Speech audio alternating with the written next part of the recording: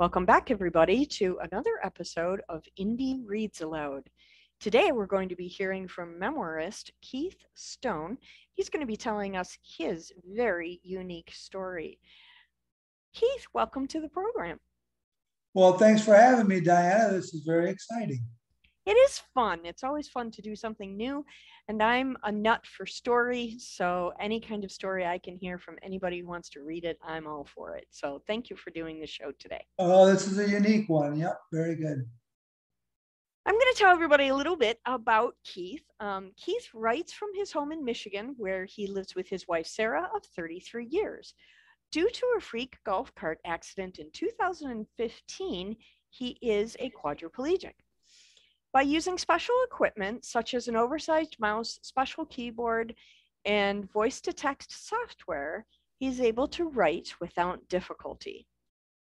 His recovery included 9 days in ICU and 6.5 months in rehabilitation hospital. His is not a tragic story, however. With the love and support of his wife, Sarah, and his two sons, Andrew and Matthew, he never gave up. His story is one of optimism, hard work, and the heroic people around him. Family members, doctors, nurses, therapists, and many more. God was with him every step of the way. He had many miraculous events occur around him that Keith believes God was responsible for. His recovery never stops. Keith continues doing outpatient rehabilitation and trying to provide inspiration for others. Keith, your story is just so fascinating to me, and I'm so glad that you have a YouTube channel so that we can also be a part of your progressing story. So thank you for sharing that with the world as well. Yes, very good. So today you're going to read from your book, The Optimistic Quadriplegic, and this is your memoir, correct? It is, yes. It's And the what, entire time from the accident up to date. excellent. Okay. What was your favorite part about writing this story? Well, it wasn't easy to write because, it was kind of such a tragic part of my life, but it reminded me of all the great people that helped me and, the therapists, the doctors, my friends, my family. Um, it just went on and on. How many people cared about me and the love I felt throughout that whole journey. Fantastic. What an uplifting story. I'm really looking forward to hearing part of it. I specifically did not start reading your book yet because I wanted to hear your reading today with fresh ears.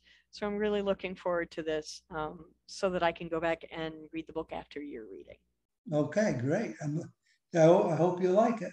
Thank you. So anytime you're ready, please read aloud. Okay, this is chapter one, um, right out of the gate. I can't move my arms or my legs. I can't move my arms or my legs. Those are my first words as a quadriplegic. It was August 16th, 2015. My name is Keith Stone. This is my story. I had just finished my second round of golf for the day, and my cart partner, Greg Gil, and I were headed back to the car to meet up with the rest of our group. It was the biggest golf weekend of the year with 15 of my closest friends. I was driving and must have taken a wrong turn somewhere. We had to cross a large concrete and grass area to get back to the cart path that would take us to the parking lot. Parts of this cart path had 4-inch high curbs on the sides of them. Nothing that I felt was consequential. I was anxious to get to dinner and was probably driving faster than I should have. Gil didn't like my rate of speed and yelled out, "We're coming in hot." I then hit one of the curbs. My next recollection is one that would change my world forever. I was lying face down on a grassy area with my left arm just inches from my face. When I tried to get to my feet, I realized that I could not move or feel my arms or my legs. I can't fully describe how eerie it was to see my own body part lying right in front of my face and being unable to make it to respond to my brain's commands. It was the strangest feeling I've ever had in my life. Everything was happening so quickly, there was very little time to dwell on it. Somehow I had the clarity of mind to yell out, I can't move my arms or my legs. I can't move my arms or my legs. This was the first of several miracles that occurred during my journey. If I hadn't been able to communicate the severity of my injuries, I could have been jostled around and my injuries could have been much worse, even fatal. Since there were no witnesses to the actual accident, I am left to speculate as to what happened. I do know that the car tipped over on the driver's side. All I could conclude is that I was ejected out of the cart just enough to have the roof of the cart come down on the right side of my neck. The group I was with are called the Griswolds. We are all like-minded men in our mid-50s. We enjoy golf, beer, and mercilessly ripping on any perceived weakness in a fellow Griswold. We all have children in the same age range and just now starting to become empty nesters. The name comes from the vacation movies, whose patriarch was Clark W. Griswold. The Griswolds are a fairly organized group. We have our own logo, a moose based on Marty Moose, also from the vacation movies. We have a slogan, I'm in. This is the expected response when an email is sent out informing the group that a tea time has been scheduled for the upcoming weekend. We have flags that we attach to the golf carts for all tournaments. There is a website which contains all the past results from our different tournaments. We had gathered that weekend at Boyne Highlands Golf Resort in Harbor Springs, Michigan. This annual tournament consisted of 4 rounds of golf and was called the Classic. The 2015 event marked the 19th playing of the Classic. The group before Gil and I completed unloading their equipment into their car and were driving their golf carts to the cart return area. Joe Rowe was the first on the scene. By this time, the golf cart had been lifted off of me, and the Boyne Islands employee on the scene was calling 911.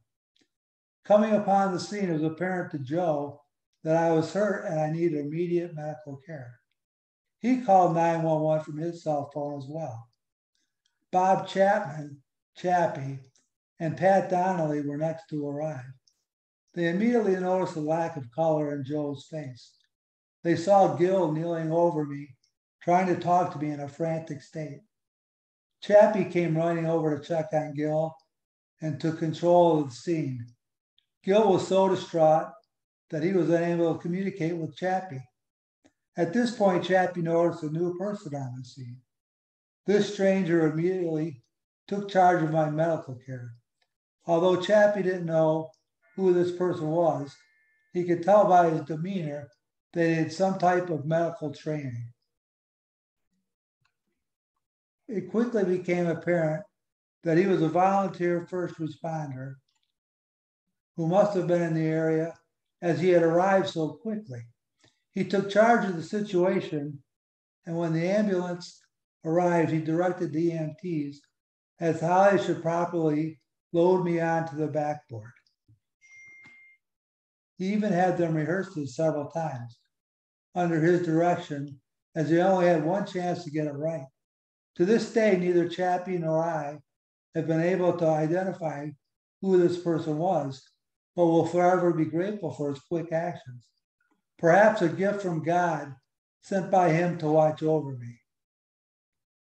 According to the Griswold on the scene, the paramedics worked very quickly, and I was in a neck collar on a backboard with an IV running within minutes of the paramedics' arrival.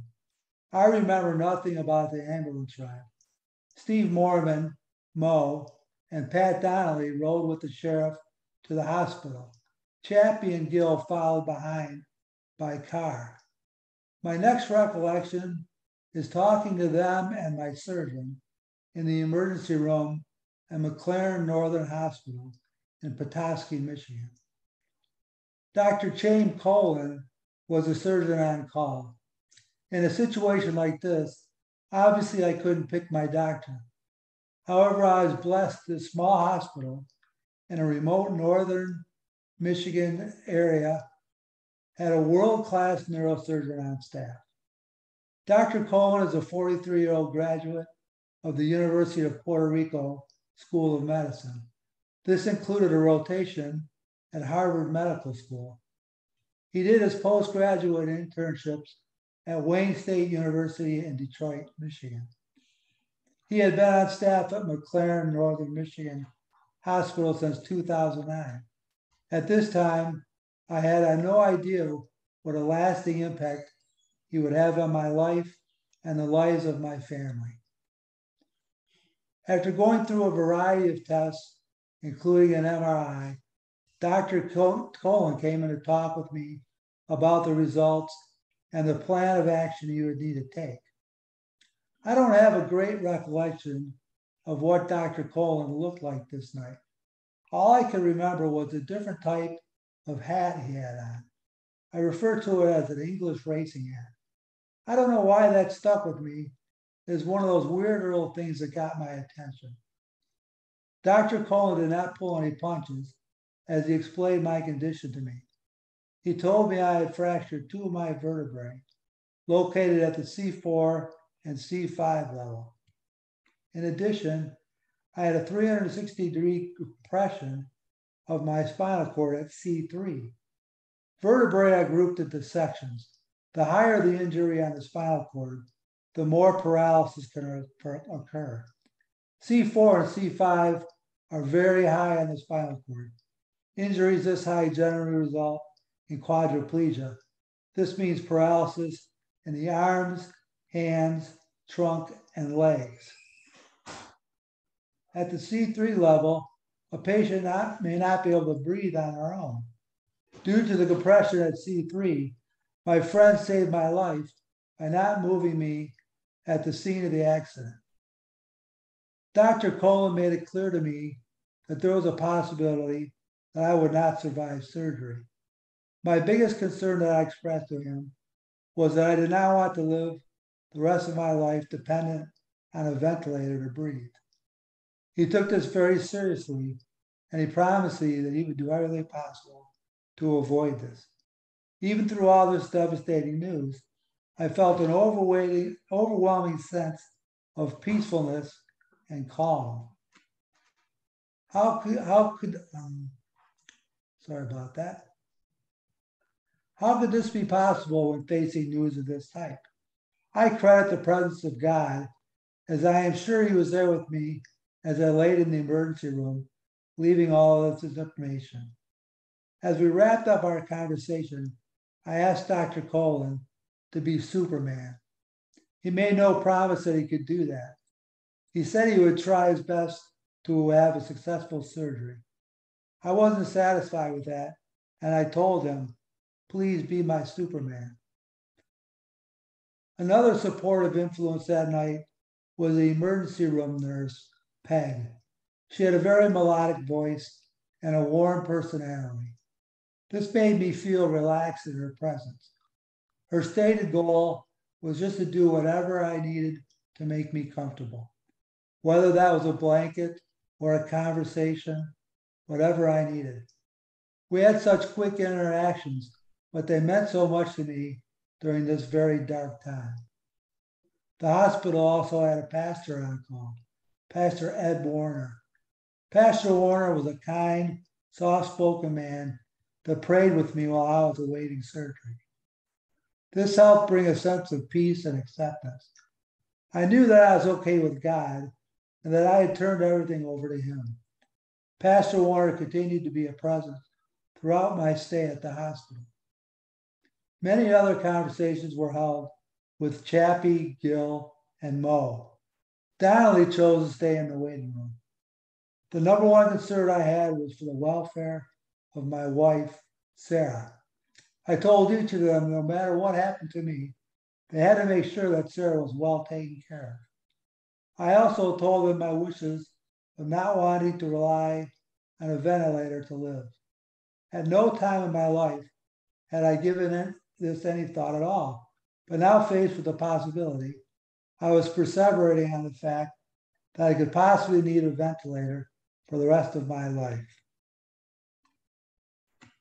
I told my three friends that if I died, I did not want to have a Stoner Fest golf tournament in my memory. This relates back to one of the Griswold tournaments, which is held in memory of Jeff Stemmerger. He was one of the original Griswolds, and I had known him since third grade. Jeff had esophageal cancer and suffered through that for several years. He died in 2006 at the age of 43. From that year on, we celebrated his life by playing a golf tournament called Burger Fest. We played this near the anniversary of his death in the final weekend of October. To further his memory, we imbibed on two of his favorite things, Town Club Pop and pizza rolls. I loved Jeff, and I loved the idea of the tournament to continue his memory. So I'm not sure why I was so against Stoner Fest, but as I laid in the emergency room, I most certainly was. Somehow, on the darkest night of my life, I still managed a moment of humor. Gil had a reputation among the Griswolds as the worst golf cart driver amongst us. He had a couple of instances over the years, the biggest being him running into a tree, which caused the roof of the golf cart to forward onto itself. I asked Gil to lean in, and I told him, "You're off the hook.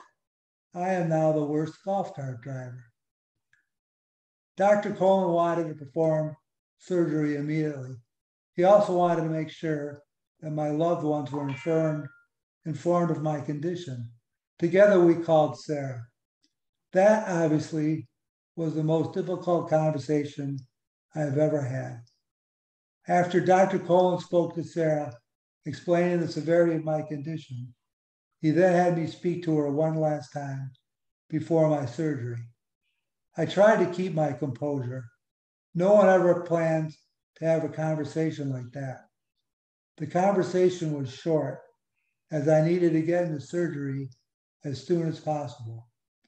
I told her how sorry I was that this happened, that I loved her, and once again requested that I not be kept alive on a ventilator. And that concludes chapter 1 of The Optimistic Quadriplegic. Thank you very much. Wow, what a story. I'm very excited to read the rest of the book. I think it's just going to be fantastic.